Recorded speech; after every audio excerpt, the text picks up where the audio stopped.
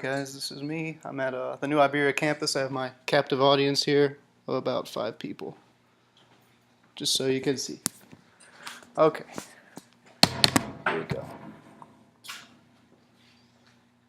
All right, my name is Nathan Harvey. I'm going to do a speech about nonverbal communication with the Indian culture, like in the context of a wedding. This is part of a group project we're doing. I'm supposed to talk about nonverbal communication.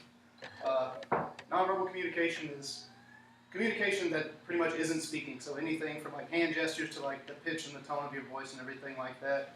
It plays an important role in like everything that we do every day. And a wedding like this would be no exception.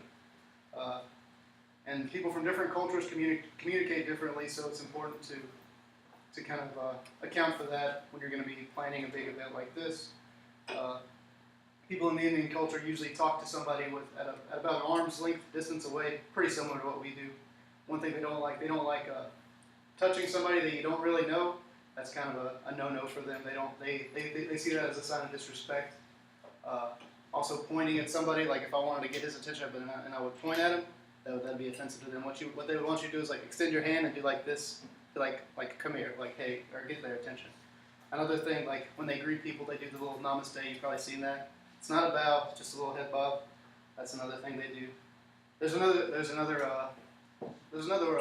I looked at it in a few different sources. I don't know where it comes from, but there's a head wobble that Indian people do that it can mean yes, no, maybe, depending on the context. So there was a couple sources that said different things about where it came from, so I'm not even going to say.